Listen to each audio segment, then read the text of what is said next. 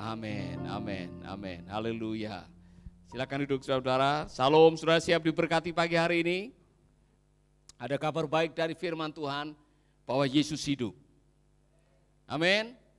Saudara percaya Yesus hidup? Apa konsekuensi dari kepercayaan saudara bahwa Yesus hidup? Orang yang percaya bahwa Yesus hidup harusnya pengharapannya ikut hidup. Sebab dia hidup ada hari esok. Sebab dia hidup aku tidak bimbang. Karena aku tahu dia pegang hari esok. Hidup jadi berarti sebab dia hidup. Saudara-saudara, sebab dia hidup. Walaupun kadang-kadang kepikiran nanti pelayanan Mercy ini bagaimana kalau terus begini. Nanti masa depan anak saya bagaimana kalau seperti ini. Kalau tidak ada income begini, kena PHK, usaha bangkrut. Lalu nanti bagaimana nasib masa depan anak-anak saya? Saudara-saudara, dengarkanlah khotbah pagi hari ini. Saya mau mengajarkan mengenai hubungan antara iman dan masa depan. Mari kita lanjutkan firman Tuhan yang terambil dari kitab Ibrani pasal yang ke-11 ayat yang ke-25. Saudara sudah menemukan? Ibrani pasal yang ke-11 ayat yang ke-23. Mulai dari ayat yang ke-23. Ibrani pasal yang ke-11 ayat yang ke-23. Perhatikan baik-baik kalimat ini. Karena iman, maka Musa setelah lahir disembunyikan selama 3 bulan oleh orang tuanya. Karena mereka melihat bahwa anak itu elok rupanya dan mereka tidak takut akan perintah raja. Karena iman, bapak dan ibunya Musa menyembunyikan Musa. Karena iman, padahal waktu itu ada ancaman. Raja Fir'aun sudah mengeluarkan fatwa atau surat keputusan semua bayi laki-laki kalau lahir dicekik. Semua bidan sudah dikasih perintah, semua bidan, dengar baik-baik. Kalau kalian tahu bayi yang lahir dari orang-orang Ibrani ini laki-laki, langsung dibunuh. Tetapi bidan yang melahirkan Musa tidak membunuhnya. Kemudian dia dipanggil oleh raja, kok masih banyak bayi laki-laki? Bidannya punya alasan bagus. Sebelum kami datang anak itu udah lahir sendirian. Saudara baca di dalam kisah itu, bidan itu punya alasan. Nah saudara, ternyata di balik segalanya Tuhan punya rencana. Nah saya mau saudara coba mengikuti suasana hati orang tuanya Musa, bapak dan ibunya.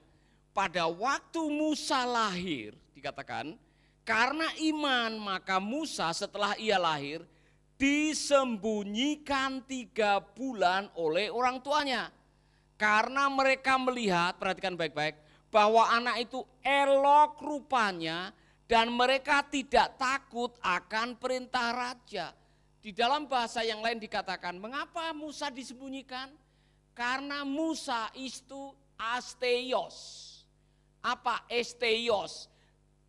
Wajahnya wajah orang kota. Bukan wajah kampungan.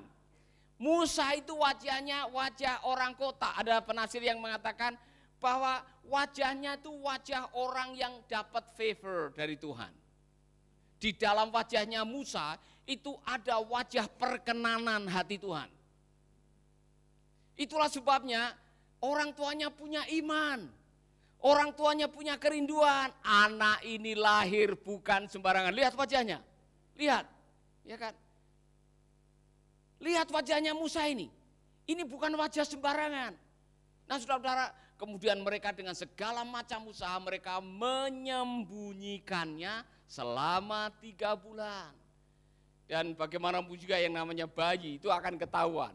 Apalagi pada waktu itu barangkali ada mata-matanya kerajaan yang mengamati ada bayi laki-laki tidak di kampung ini.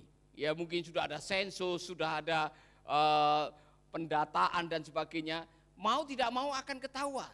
Maka orang tuanya Musa punya cara, akal bagaimana untuk menyelamatkan bayi yang punya perkenanan hati Tuhan. Kabar baik buat semua orang tua. Saudara yang lagi galau, nanti masa depan anak saya bagaimana? Pendapatan kita mulai terbatas, hidup kita tidak jelas seperti apa, kapan COVID ini akan selesai, kapan Tuhan akan melimpahkan berkatnya buat saya, nanti anak-anak saya seperti apa sekolahnya. Kalau Anda cemas seperti itu, Anda tidak sendiri.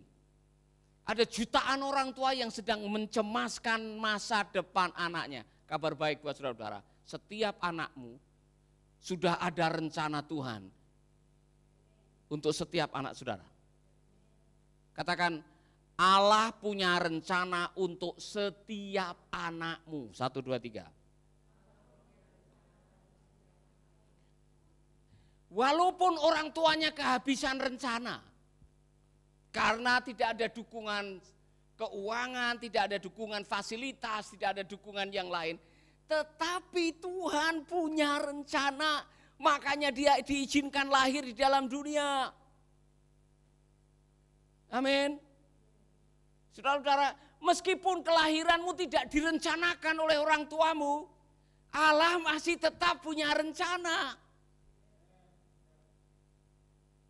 Tanyalah kepada orang tuanya Rudi Saragi. Ya mungkin pada waktu Rudi Saragi lahir orang tuanya pesimis. Rudi, wajah, ya, wajahmu tidak wajah perkenanan ini.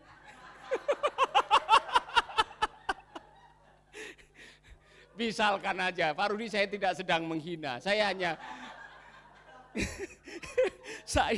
saya sedang mengatakan, saudara-saudara dengar baik-baik, tugas orang tua adalah menolong, membesarkan, menjadi teladan, mentransisikan. Allah sudah punya rencana buat anak-anakmu. Amin. Siapa yang anaknya 12? Tuhan punya rencana buat setiap anak saudara. Saya yakin bahkan Diman almarhum dengan Mbah Simah dulu tidak pernah menyangka kalau anaknya yang namanya Wiratno akan menjadi seorang hamba Tuhan. Dia tidak pernah menyangka, dia 2 orang ini bukan orang Kristen. Dia tidak pernah berpikir anaknya menjadi pendeta, saudara-saudara. Tetapi Allah punya rencana. Ketika rumah tangga orang ini berantakan waktu anaknya umur 6 tahun, mereka tidak pernah menyangka bahwa anaknya nanti akan dipakai oleh Tuhan, akan dituntun oleh Tuhan untuk menemukan masa depannya. Kadang-kadang orang tua tidak memikirkan masa depan anak-anaknya, Tuhan memikirkan masa depan anak saudara. Katakan amin. Tolong senyum sedikit. Saudara-saudara, ini kabar baik buat kita semua yang dalam situasi COVID ini. Banyak orang tua yang mulai mikirkan, aduh nanti bagaimana. Kalau anak saya sekolahnya drop out, dikeluarkan dari sekolah karena tidak bisa membayar uang sekolah. Lalu bagaimana nanti? Saudara-saudara dengar baik-baik, lakukan bagianmu, sisanya yang kau tidak bisa melakukan, serahkan pada Tuhan. Saya jadi ingat kelas 3 SD. Jadi kelas 3 SD saya ikut bapak saya mengembara di Klender di Jakarta, karena bapak saya tukang kayu, ikut proyek-proyek begitu. Saudara tidak tahu kalau saya pernah 3 bulan ikut bapak saya jadi tukang masak. Jadi di proyek saya masih ingat tidurnya di kayu begitu dengan tukang-tukang yang lain. Nanti kalau bapak saya kerja, saya yang masak nasi, beli lauk, nanti waktunya makan, bapak makan. Setelah itu saya main layangan, ya kan? Main apa saja yang bisa saya lakukan. 3 bulan saya tidak sekolah. Waktu pulang kampung masih bisa naik kelas ke kelas 4, saudara-saudara. 3 bulan absen enggak sekolah masih bisa naik kelas. Kemurahan Tuhan, ya kan, saudara? Jadi jangan pernah meremehkan apa karya Tuhan. Mari kita belajar sesuatu dari ibu dan bapaknya Musa. Siapa namanya ibunya? Yokebed. Bapaknya namanya Amram. Jadi Pak Amram dan Ibu Yokebed ini punya cara, bagaimana caranya supaya anaknya tetap hidup. Pertama disembunyikan, kedua dihanyutkan. Itu semua dipakai dengan sebuah strategi yang Tuhan kasih tahu. Kok yang menyelamatkan adalah putri Firaun atau keluarga kerajaan, yang kemudian orang ini menyewa ibu yang bisa menyusui. Waktu itu belum ada Denkau, belum ada susu formula.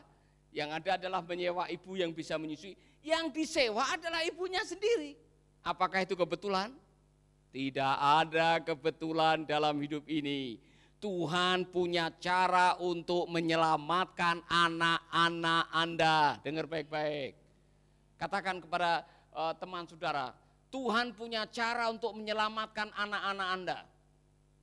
1, 2, 3. Yang belum punya anak, saudara, ya, enggak apa-apa. Dengan iman, 1, 2, 3, 1, 2, 3, katakan. Tuhan punya cara untuk menyelamatkan anak-anak Anda. Saya yakin setiap anak punya rencana. Kemarin saya bicara dengan anak saya yang ketiga, Timothy, you are the reason. Saya bilang, you are the reason. Mengapa engkau dilahirkan ke dalam dunia? Karena Allah punya rencana melalui kehidupanmu. You are the reason. Setiap anak Tuhan punya alasan mengapa dia dihadirkan di dalam dunia ini. Amin. Haleluya. Maka tugas kita adalah selamatkanlah mereka dengan apa yang Anda bisa. Kalau bisanya adalah menyembunyikan, sembunyikan dia. Ya kan?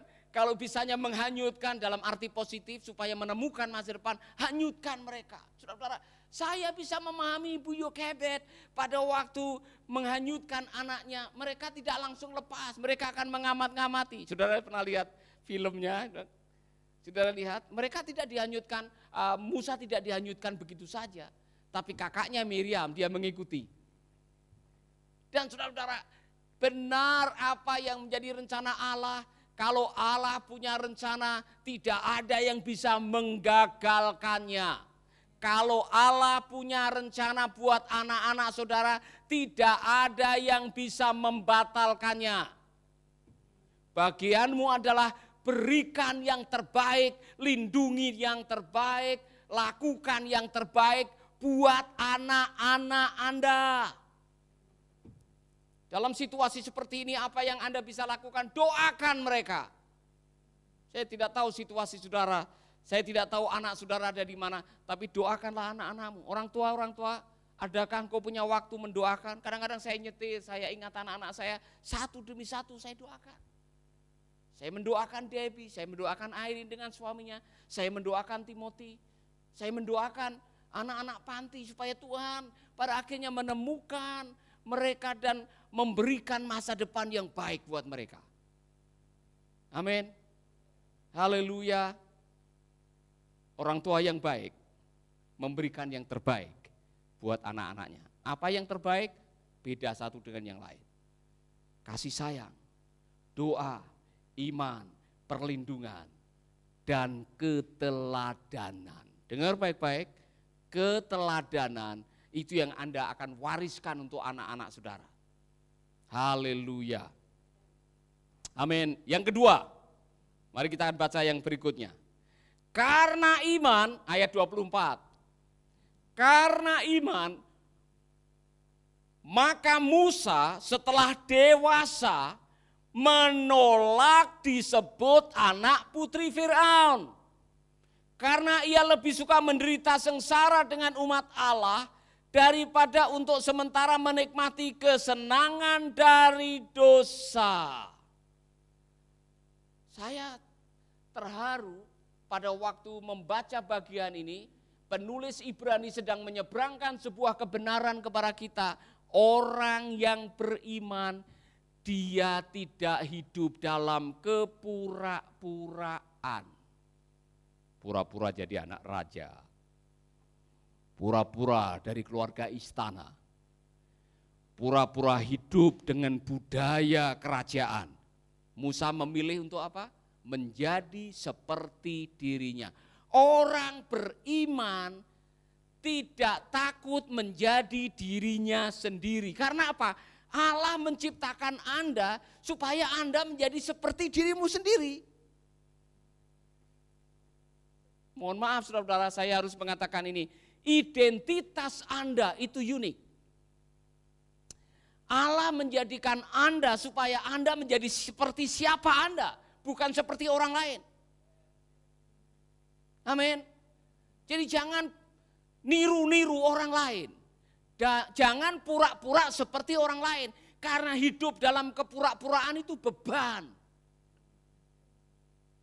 Pura-pura jadi orang kerajaan. Wow.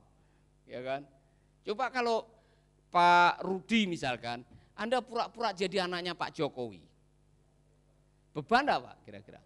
Capek. Ngomongnya harus seperti Gibran misalkan. Atau cara jalannya, cara berpakaiannya seperti keluarga kerajaan atau keluarga istana misalkan. Akan capek, bukan hanya capek, stres. Nanti kalau ketahuan bahwa ini saya Rudi Sarage misalkan. Ya, bukan Rugi Widodo, bukan Rudi Widodo. Saudara akan hidup dalam tekanan batin. Be real, be genuine, jadilah dirimu sendiri. Itulah identitasmu. Karena waktu engkau menjadi dirimu sendiri, tidak ada pura-pura, engkau akan bebas dari tekanan batin. Dan saudara-saudara, Tuhan mau engkau menjadi dirimu sendiri. Itulah sebabnya Tuhan menciptakan engkau sebagai ciptaan yang unik, yang dibilang limited edition. Hanya ada satu Marlisha Wiratno di dunia ini. Anda tidak bisa ngikuti gayanya, mau ngikuti gayanya Bu Yeye, ketawanya Bu Yeye, ngomongnya Bu Yeye, gaya rambutnya Bu Yeye. Hanya ada satu Bu Yeye, orang juga akan tahu, wah ini niru-niru Bu Yeye misalkan aja. Bu Yeye hanya satu, yang paling tahu suaminya. Nggak, suaminya bisa milih, misalkan ada yang meniru-meniru, saya bisa mendeteksi hanya ada satu Yeye yang asli. Ya kan? Tidak ada yang bisa mengikuti atau saudara-saudara saya mengatakan apa untungnya Anda memakai keluarga identitas keluarga kerajaan tapi Anda kehilangan panggilan karena setiap orang Tuhan memberikan rencana. Dan untuk rencananya menjadi kenyataan Anda harus menjadi seperti apa yang Tuhan mau, bukan seperti apa yang kerajaan mau, bukan seperti apa yang orang lain mau. Jadilah dirimu sendiri. Be yourself. Amin. Tengok teman saudara dan bilang, jadilah dirimu sendiri. Jangan niru-niru. Jangan pura-pura. Jangan suka ngopi orang lain. Jangan suka minum kopinya orang lain. Be yourself. Berbahagialah saudara kalau engkau sudah menemukan jati diri saudara. Karena segala sesuatu dimulai dari jati dirimu. Bahagialah dengan apa yang ada dalam hidupmu. Syukuri apa yang ada dalam tubuhmu. Amin. Be yourself. Be genuine. Istilahnya, jadilah real, be real. Inilah saya bangga dengan siapa saya. Ini adalah ciptaan Tuhan yang sungguh amat baik. Maka saya berhak menerima semua yang terbaik supaya saya bisa menjadi agen kebaikan.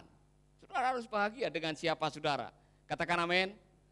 Saya ulangi lagi ini rumusan orang yang ingin jadi dirinya sendiri. Saya diciptakan oleh Tuhan yang maha baik. 1, 2, 3. sebagai ciptaan yang sungguh amat baik. Itulah sebabnya saya berhak menerima semua yang terbaik, supaya saya bisa menjadi agen kebaikan. Coba diulangi. Sekarang sayanya diganti dengan nama saudara. Paulus diciptakan oleh Tuhan yang maha baik. 1, 2, 3. Sebagai ciptaan yang sungguh amat baik. Itulah sebabnya Paulus berhak menerima semua yang terbaik supaya bisa menjadi agen kebaikan. Orang beriman tidak takut menjadi real. Saya kagum di sini karena penulis menyinggung ini, saudara. Saya menemukan kebenaran ini luar biasa. Ya, karena iman maka Musa setelah dewasa menolak disebut anak putri Fir'aun. Karena ia lebih suka menderita sengsara dengan umat Allah daripada untuk sementara menikmati kesenangan dari dosa. Dia lebih suka menjadi dirinya sendiri daripada menikmati kesenangan dalam kepura-puraan.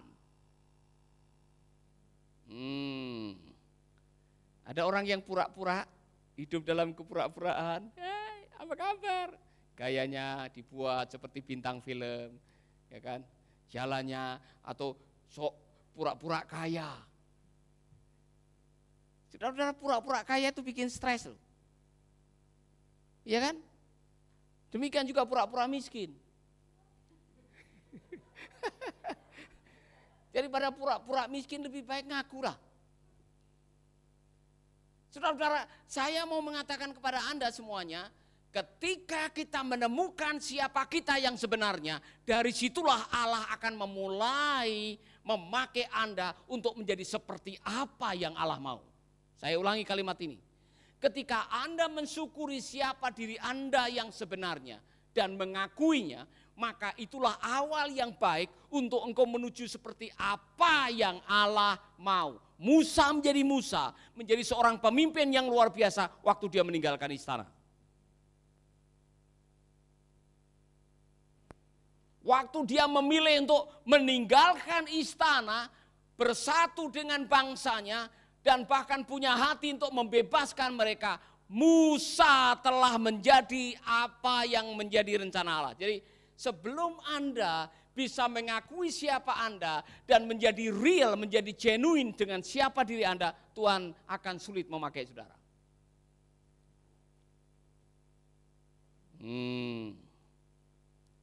Jelas ya? Maka saudara-saudara, hampir semua orang yang dipakai oleh Tuhan di Alkitab, mereka harus berurusan dengan jati dirinya. Temukan jati diri saudara di dalam Tuhan. Temukan siapa saudara di dalam Tuhan. Sehingga Tuhan akan memakai saudara. Bahkan Tuhan Yesus.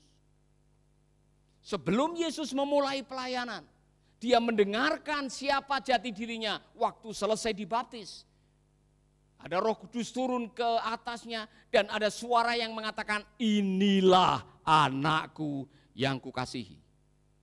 Kepadanya aku berkenan.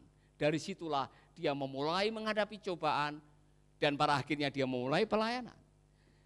Saudara-saudara dengar baik-baik. Semua cobaan yang dihadapi oleh Tuhan Yesus, jika kamu anak Allah, jika kamu anak Allah, jika kamu anak Allah, semua cobaan berkaitan dengan jati dirinya dia, siapa dia yang sebenarnya. Ketika Yesus mengetahui siapa jati dirinya yang sebenarnya, dia menggunakan jati dirinya untuk mengalahkan pencobaan.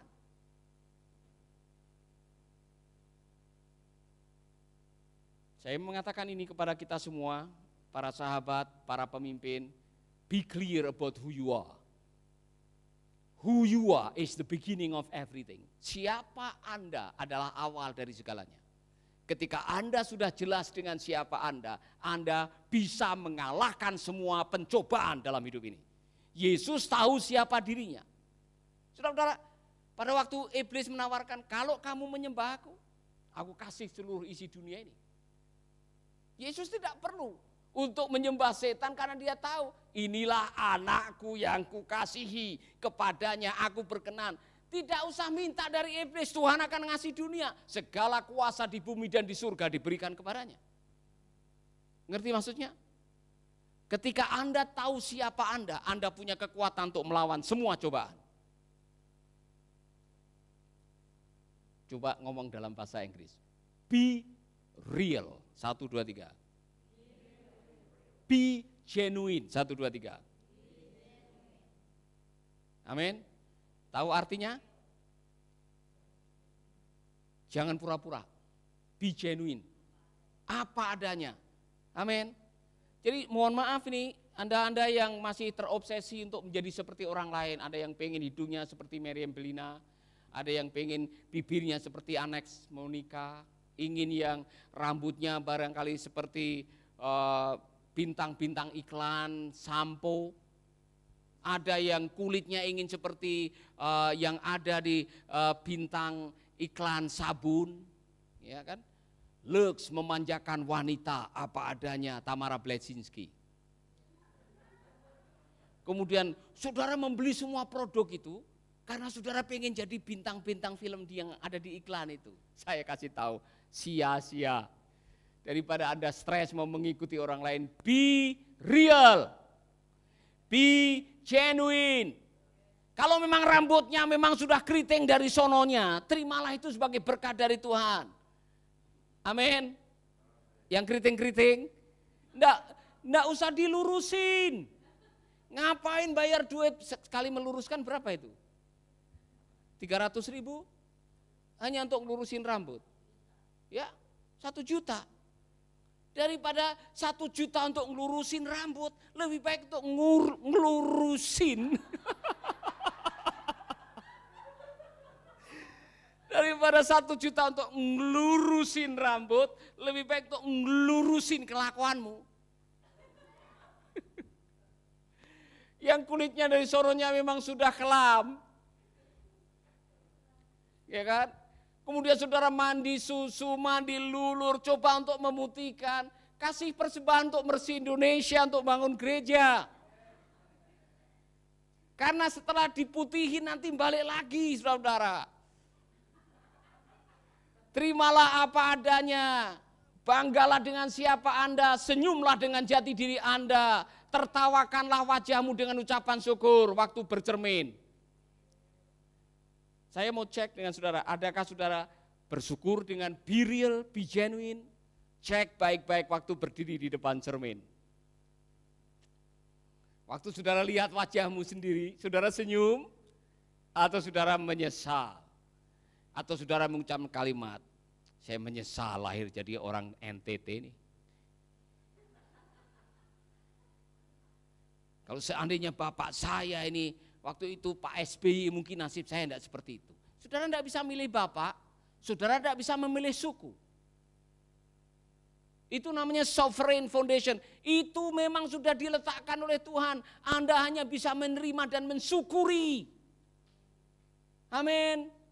Haleluya. Jadi nanti kalau saudara bercermin lagi, coba senyum. Dan katakan, Tuhan terima kasih. Saya diciptakan oleh Tuhan yang maha baik sebagai ciptaan yang sungguh amat baik. Itu sebabnya saya berhak menerima semua yang terbaik supaya saya menjadi agen kebaikan. Hafalkan itu saudara. Itu menjadi ayat hafalan yang bisa mengubah wajah saudara waktu mengucapkannya. Amin. Amin.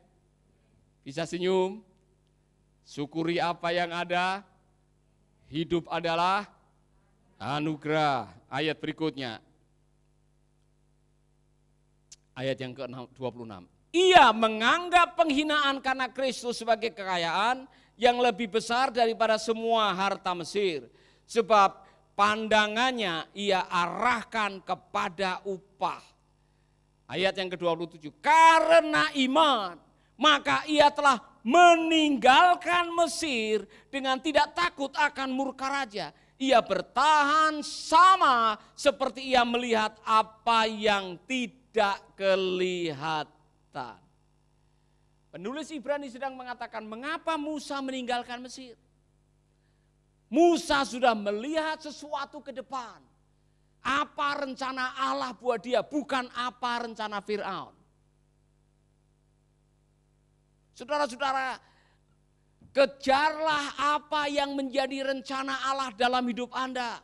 Dan untuk menjadi apa yang Allah mau, kadang-kadang Anda harus meninggalkan wilayah rasa aman dalam hidup saudara. Mungkin harus menderita, mungkin harus menghadapi tekanan, mungkin harus menghadapi cobaan, mungkin harus menghadapi kesulitan. Tapi itu tidak bisa membatalkan rencana Allah kalau kita hidup di dalam rencana Allah. Amin. Haleluya. Ada yang masih bingung, Pak, nanti masa depan saya seperti apa? Ada yang masih bingung, yang muda-muda ini. Saya tidak tahu masa depan saya seperti apa, berbahagialah karena Anda tidak sendiri. Ada jutaan orang yang bingung juga. Caranya supaya tidak bingung bagaimana? Ikuti manualnya, ikuti arahnya, ikuti petunjuknya. Karena Tuhan sudah punya map, Tuhan punya peta. Dan petanya kadang-kadang tidak menyenangkan. Contoh, Musa sebelum menjadi seorang yang dipakai Tuhan, dia harus menderita menjadi gembala bertahun-tahun lamanya, 40 tahun. Dari istana pergi ke padang gurun jadi gembala, dia meninggalkan tiap hari ada anggur, ada roti yang enak, steak, barangkali ada kambing guling tiap sehari untuk makan, dilayani. Dia harus tinggal menjadi gembala. Dia harus berani meninggalkan zona nyaman untuk mengejar rencana Tuhan. Beranilah meninggalkan zona nyaman untuk mengejar rencana Tuhan dalam hidup saudara. Amin. Dan itu terbukti. Musa adalah orang yang dekat dengan Tuhan. Orang yang mendengar suara Tuhan. Orang yang juga punya hati untuk umat Tuhan. Ayat 27 dan 28. Mungkin ayat 28. Perhatikan. Karena iman, maka ia mengadakan Paskah dan memercikkan darah supaya pembinasa anak-anak sulung jangan menyentuh mereka. Penulis Ibrani sedang menggambarkan Musa punya hati bukan hanya untuk masa depannya, tapi juga untuk bangsanya. Itulah sebabnya pada waktu ada tulah anak-anak sulung atau binatang sulung akan mati, Musa memerintahkan orang tua orang Israel untuk potong domba dan mengoleskan darahnya di ambang pintu supaya dilewati oleh malaikat maut, dan itu dikenal sebagai Paskah.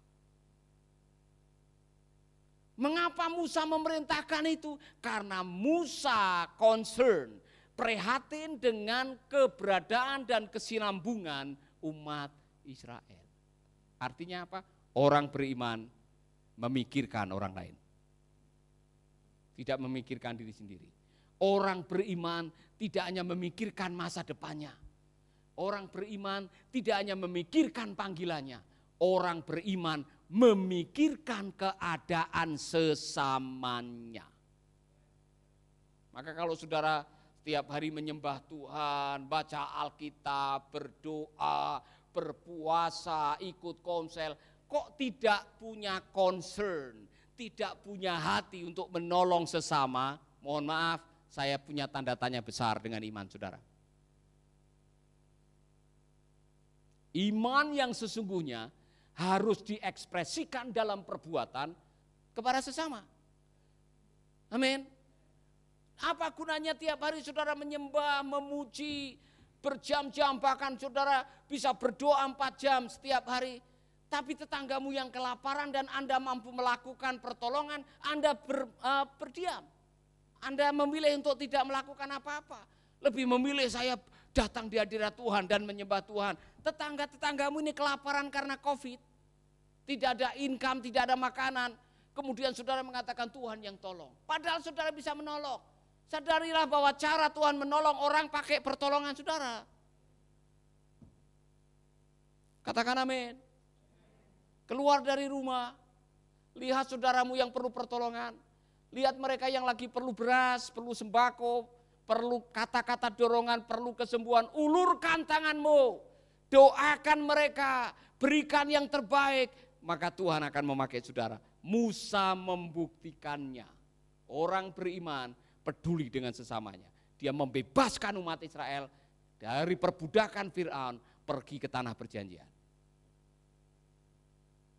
Saya mau mengetes dari ketiga hal ini, adakah sifat-sifat ini, kerinduan-kerinduan ini ada di dalam hati saudara? Pertama, orang beriman punya keprihatinan untuk masa depan anak-anaknya.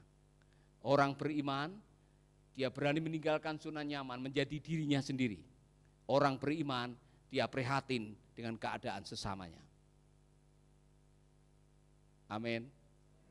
Cek baik-baik, saudara. Kita maju, Singer akan maju ke depan. Berbahagialah, diberkatilah. Saya mau berdoa buat saudara yang sedang galau, memikirkan anak-anak saudara.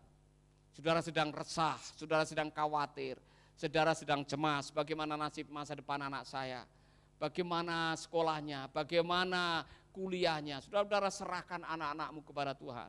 Ada di antara saudara yang sampai hari ini masih bingung dengan jati diri. Anda mencoba untuk menjadi orang lain. Anda menghabiskan waktu, uang, tenaga untuk berpura-pura menjadi orang lain. Be real, be genuine. Jadilah seperti dirimu sendiri.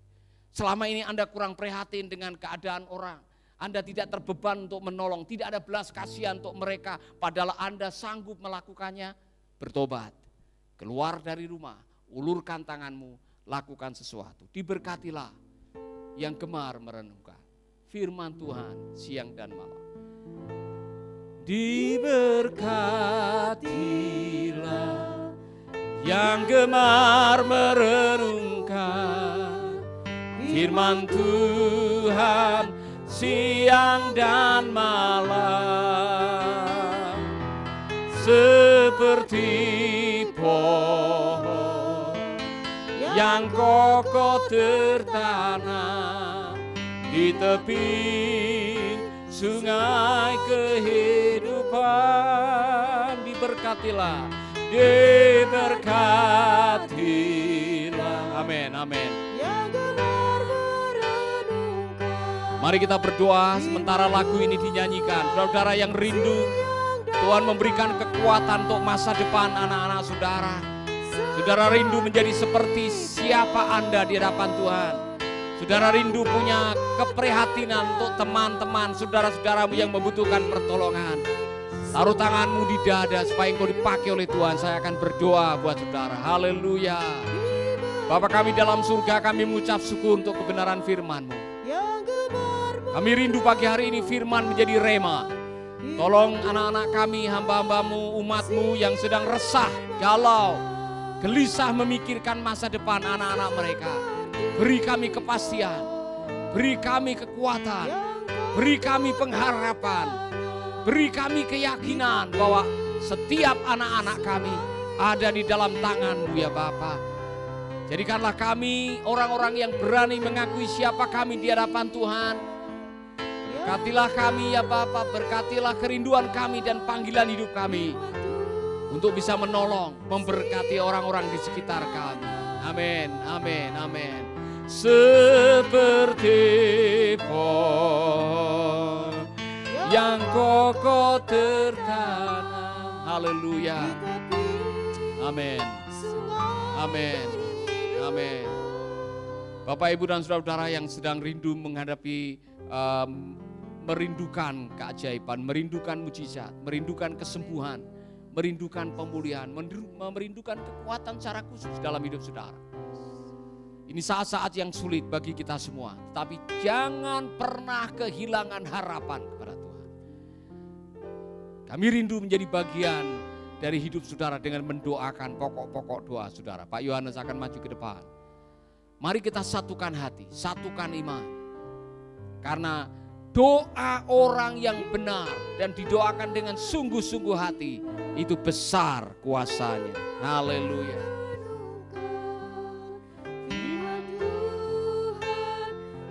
Haleluya.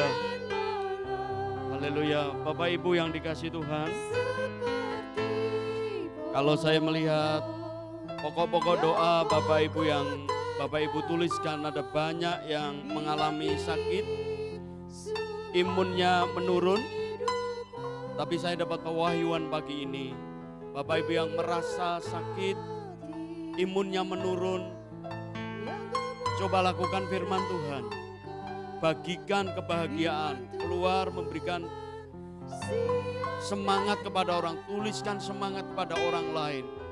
Maka waktu kita memberikan semangat, membagikan sesuatu yang kita miliki, firman Tuhan mengatakan lebih berbahagia memberi daripada menerima.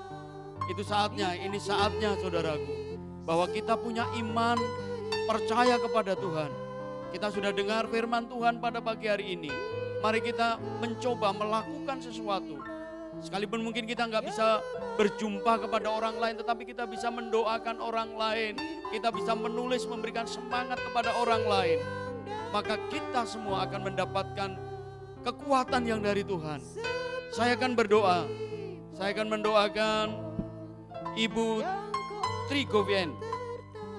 Saya akan mendoakan untuk Ibu Nimei Malam Ginting. Bapak Pendeta Kadek Sumartane yang sedang mendoakan Pak Made Merta yang jatuh karena memanen cengkeh. Dan kiranya Tuhan juga membuka hatinya menerima kesembuhan, terlebih dari itu menerima Yesus sebagai juru selamat pribadinya. Kita berdoa untuk Bapak Mus Umbu. Saya berdoa untuk Ibu Ayen Aprilia, Ibu LJ Paila. Kita berdoa untuk Ibu Eni Batuah. Berdoa untuk Bapak Francisco. Kita akan berdoa untuk Ibu Tirayan Sianturi, Ibu Doliana Langkai. Kita akan berdoa Bapak Ibu yang sudah menuliskan pokok-pokok doa. Imani dan percaya bahwa keajaiban dan mujizat masih terjadi dan Tuhan sangat mengasihi Bapak dan Ibu. Mari tumpangkan tangan di atas dada kanan, tangan kanan saudara taruh di dada. Dan angkat tangan kiri saudara. Bapa di surga, kami percaya Engkau mengasihi anak-anak-Mu yang pagi ini menaruh iman percaya kepadamu. Ada penyerahan mereka mengangkat tangan di hadapan-Mu, mengharapkan pertolongan. Yang sakit Engkau sembuhkan Tuhan, apapun penyakitnya. Engkau sembuhkan di dalam nama Tuhan Yesus. Oleh bilur-bilur-Mu, oleh karena belas kasihan-Mu Tuhan. Mereka menerima kesembuhan pada pagi hari ini. Yang mengharapkan mujizat pertolongan ekonomi, ada terobosan ekonomi. Tuhan, Engkau memberikan hikmat kepada anak-anak-Mu untuk melakukan sesuai dengan kehendak-Mu Tuhan.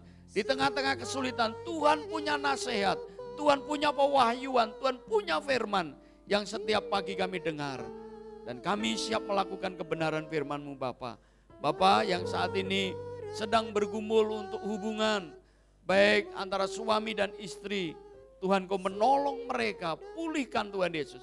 Biarlah Tuhan membangunkan kembali kasih mula-mula. Tuhan Kau membangkitkan kembali kasih mula-mula yang pernah mereka alami Tuhan. Dan Tuhan Yesus, Engkau akan memperkokoh kembali hubungan pernikahan orang tua dan anak Tuhan. Kami yakin dan percaya Tuhan mengasihi keluarga-keluarga ini. Bapak Engkau memberkati usahanya, berkati apa yang dikerjakan Tuhan. Dan Tuhan Yesus pada saatnya sekarang ini Tuhan, Engkau membuat perbedaan umat-Mu yang setia kepadamu Tuhan. Engkau membela dan menolong mereka Tuhan Yesus. Bapak kami juga berdoa secara khusus yang sedang mengalami pemulihan dari terpaparnya COVID-19. Tuhan Engkau menyembuhkan secara sempurna Tuhan. Di dalam nama Tuhan Yesus yang mereka merasa kesepian pada waktu isolasi mandiri. Tuhan Engkau memberikan penghiburan. Karena kami tahu Engkau lah penghibur kami Bapa. Terpujilah Engkau ya Tuhan Yesus.